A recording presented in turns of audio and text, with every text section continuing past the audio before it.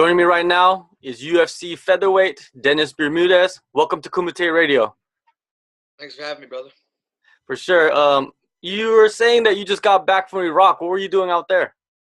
I was working with it's called Pro Sports MVP, and they take it could be fighters, it could be volleyball players, comedians, or whatever. They help work with entertainment for the troops. So we went over there. Me, um, Diego Sanchez, Ashley Evans Smith, and Tom Lawler. Tom Lawler. We all went over there and put on clinics for the troops. We did one in Kuwait, and we did two in Iraq, one in Assad, and one in Taji. How was that experience going over there? Is it still a war zone? When we were at Assad, we were like, I think they said like 30 or 40 kilometers away from like where the action was going down. So I don't know, I'm like an adrenaline junkie, so I thought that was pretty cool. I was like, yeah. So we're like in the shit. But really, realistically, you're in the green zone. Yeah. We had so much, anytime we flew in a military plane, we were like escorted by either another plane that had badass weapons or the plane we were on had like 240s on it, like we were ready to rock and roll. Yeah, it must have been have you been there before, or was it your first time? My first time. So when they asked me if I wanted to do it, I was like, I'd never been, so, and I always like doing things for the troops, and because I had done one with them where they sent me, I was with Gray Maynard, Benson Henderson, and Carla Esparza, and they sent us over to like Spain and Italy, stuff like that. It was really fun. It was more like we taught a lot of clinics. We taught more clinics in that one, but we were able to have a few drinks and like we ate out a lot. Where time we stayed on base every time. We slept in like tents. Mm-hmm. We ate at the DFAC, which is like their cafeteria. So it was a little more like being in a soldier's shoes, which I thought was cool. I liked it. Now let's get back to your last fight at UFC Charlotte. A lot of people believe it was a robbery. Now looking back at it, right? What is your opinion of the fight? It's a tough pill to swallow, Not saying that it wasn't a close fight. I mean, Andre Fili was definitely a tough guy, but I think I clearly won, So it's just if I didn't have any kids or anything like that, I didn't have a house and stuff like that, like it wouldn't bother me as much as it does having a house and having kids and stuff like that, because like when I'm just caring about myself, it's I don't really need a lot to live on, but when I think about my kids and stuff like that, like I want to give them the world, so it's almost like the judges took money out of my took food out of my kids' mouths. So it's I don't know, it's just it sucks, So you're on that show and like win bonus system then. That's the kind of contract that you have. So do you feel that type of contract is beneficial to fighters, or is it kind of like you're kind of like on the border with that situation? I don't like it. I've spoken with a lot of fighters that have, I guess you could say, converted or whatever, that have gone over to Bellator, and they got solid, because I think at the end of the day, like no fighter is going to go in there and be like, you know what, whether I win or lose, like I'm still getting paid, like let me tap now. Like no, like we train our asses off to win. We train like we want to go in there and make light work of the other guy. So or maybe like I was thinking about like maybe if it was like a like 75-25 versus a 50-50 or even like an 80-20 or something like that. Like we're still gonna again try and get after it. Nobody wants to lose. I think all of us are in the sport to build a legacy and to say, you're the baddest, and the people that are okay with like being like, I was in the sport, like, yeah, you guys won't last long, and then you're out of here. Yeah, at the level that you guys are fighting at, it's not like those guys are going out there and saying like, "Oh, today I'm just gonna take this ass beating for $100,000." You know what I mean? Like that does not cross your mind, especially when you have an 8-week camp, right?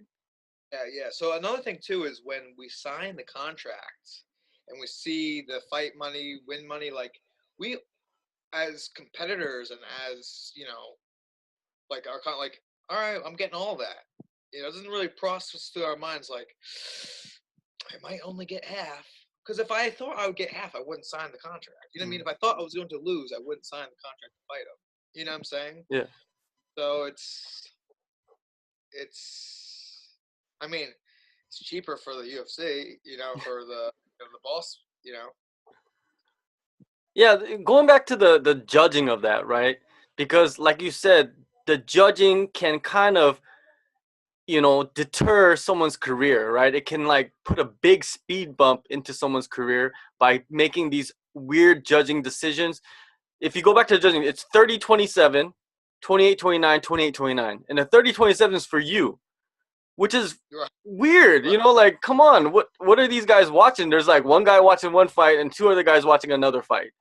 I don't do you Yeah, so understand the logic behind those scores? no idea because none of the scores are the exact same. The first judge had Andre Fili winning the first and second rounds, Mhm. and then me the third round.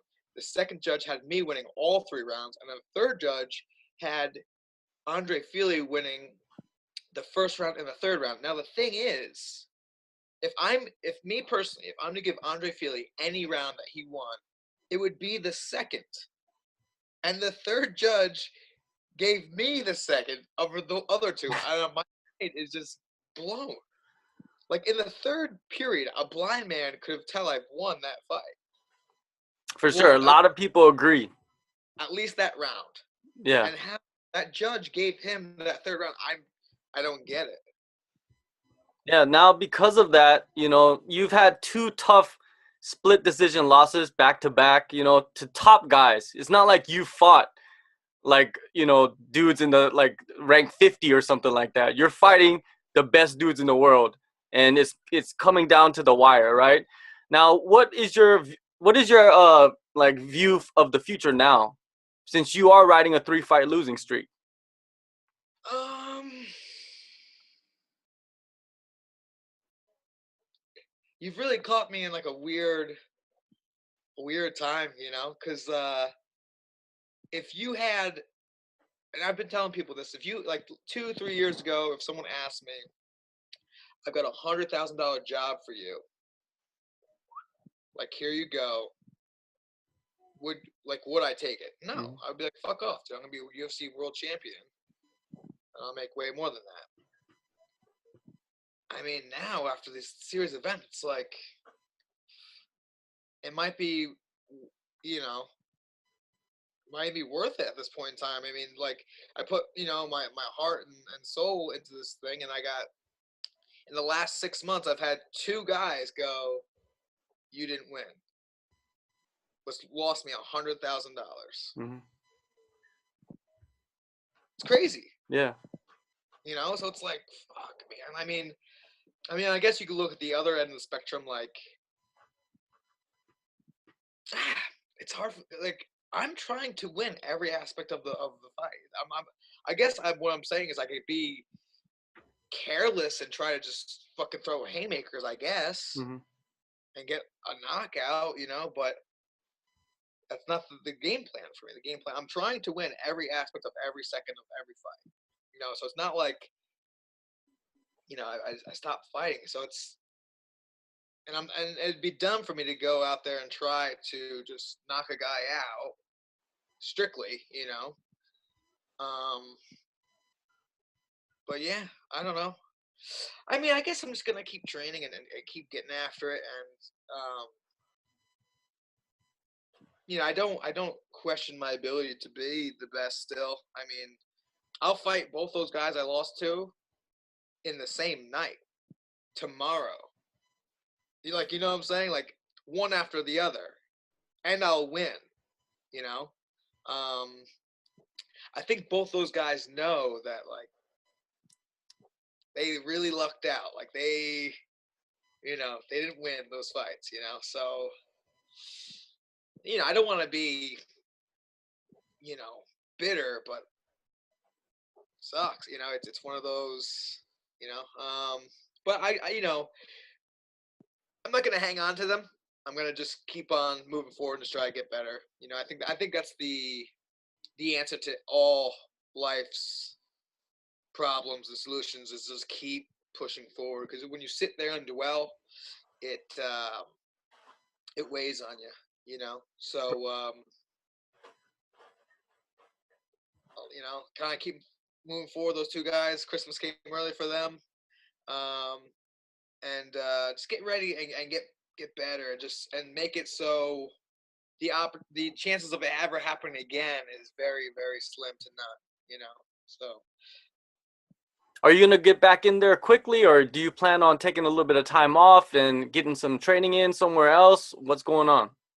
I'm definitely hungry. Um, I do want to go and stay in shape and stuff like that because I get asked to go to other gyms and train with other guys and stuff like that. I'm like, no, like let me get in shape and then I'll come. And then when I get in shape, it's because I'm getting ready for a fight. So I want to stay in relatively good shape because I don't want to go to someone else's gym and like not fucking and suck. It's like, well, I think I get beaten. So yeah, so stay in relatively good shape and for me that's just like pretty much eating cleaner. And yeah, they get some cross training and I want to get up to the um UFC Performance Institute and see what my numbers are over there and stuff like that, check that out. My boy Ryan the Flair is fighting in April. Mhm. So I'll be helping him get ready for his fight. And then in terms of for me, I think I would like to fight. Is there a Hawaii card coming up in June? I don't think so, but there's rumblings of a Hawaii card coming up later this year. I heard there was a Hawaii card in June. Hmm. And I think June. I'll fight in June. I think June would be a nice time to throw down. It gives me enough time to kind of regather. Spend some quality time with my kids. Um, yeah, and just get fucking strong and stay in shape. Get my weight down a little bit.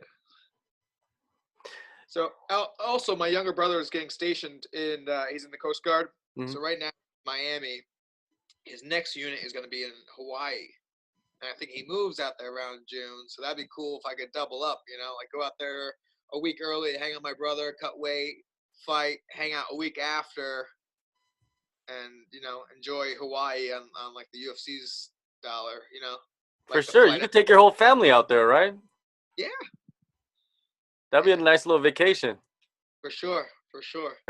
Now, I wanted to turn the topic to Mario Yamasaki because that's like a hot topic right now. I know you are a guy that fights full on pressure. You never give up, right?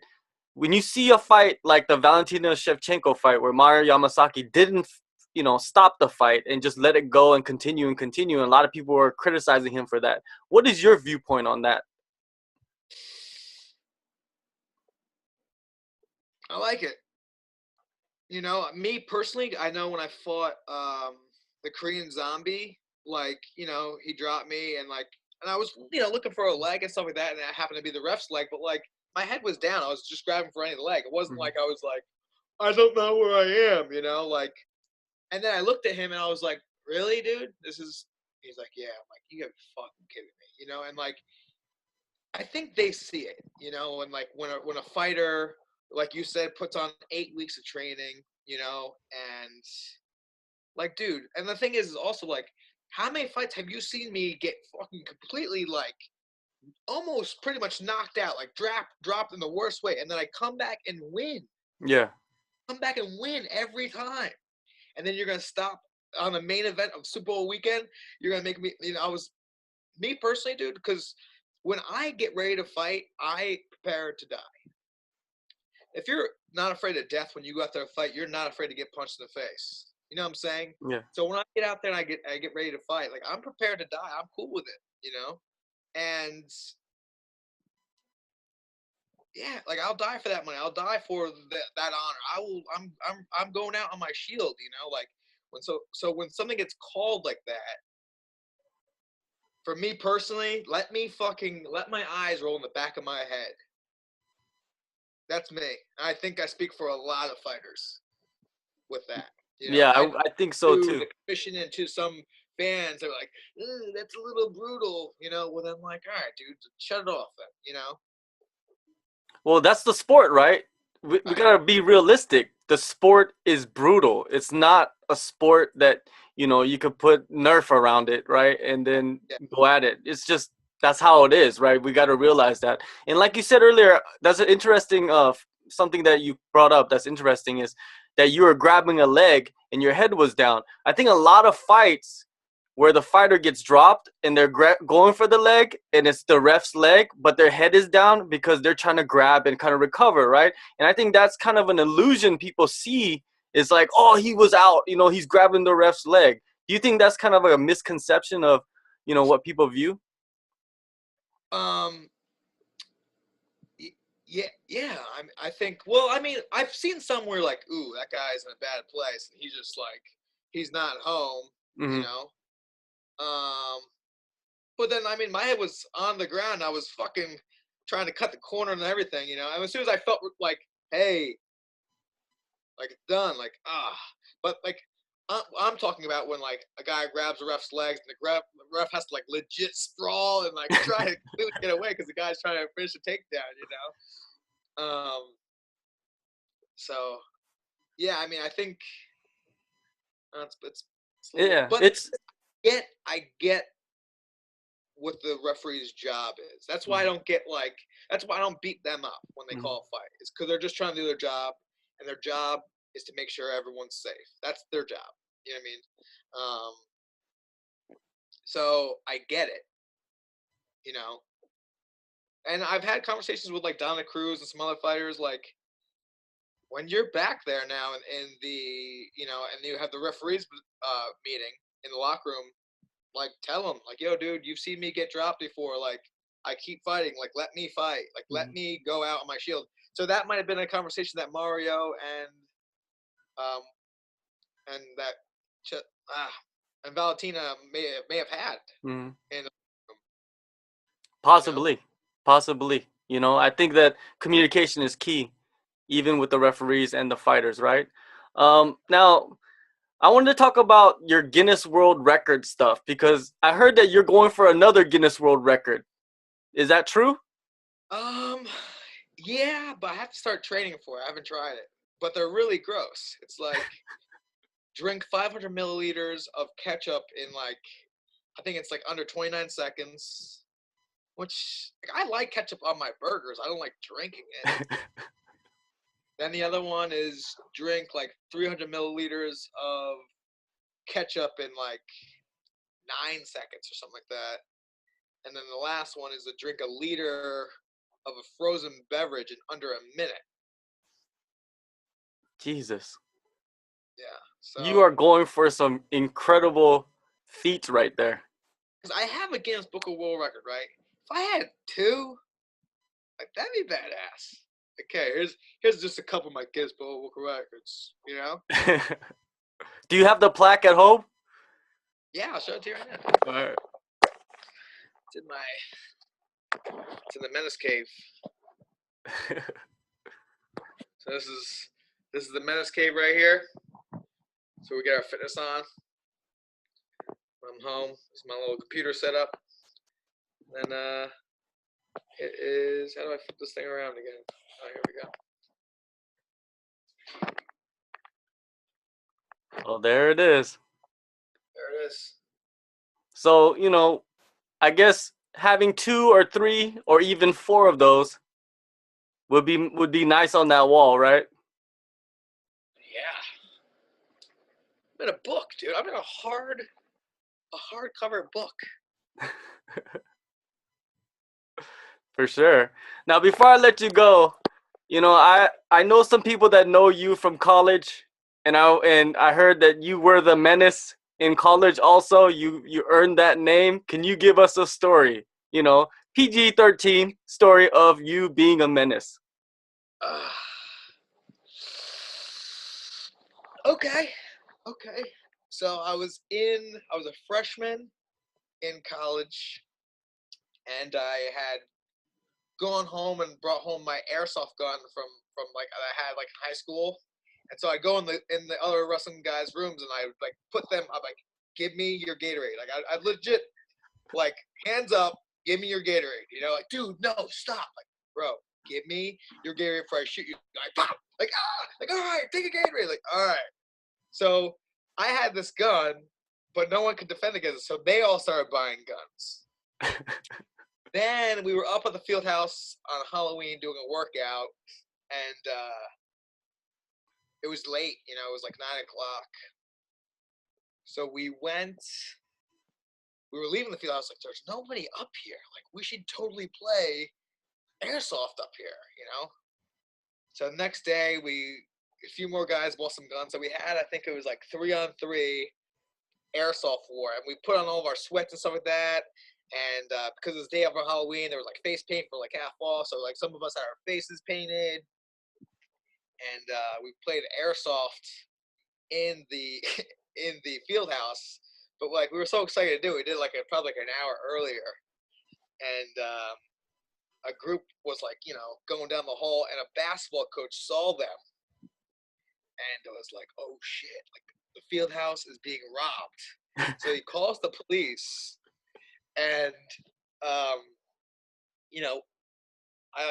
kick open the locker room door. I'm like, and I hear freeze, like guns drawn, flashlight underneath the gun. I'm like, oh, I like try putting my gun like in my waistband, and like what? Like what are you talking about? They like slammed me and my buddy up against the wall, like handcuffed us, brought us down to the police station, took mug shots. Now I have the Ultimate Warrior. Like, pain. I'm getting mug shots. So then I was on like probation for the rest of the year. And yeah, that's Hey, you still got that picture? No, they never gave it to me, dude. That's a picture you need to go get. Took the guns and everything. Let me back this story up a little bit. All right. Because airsoft guns can be black with an orange tip, and they look pretty real. These guns were all clear, shooting clear bullets. Like a tinted green bullet. It's bullshit. That's it. Well, Dennis, thank you for your time, man. I know it's late over there. Early. Hopefully you get back. Yeah, early.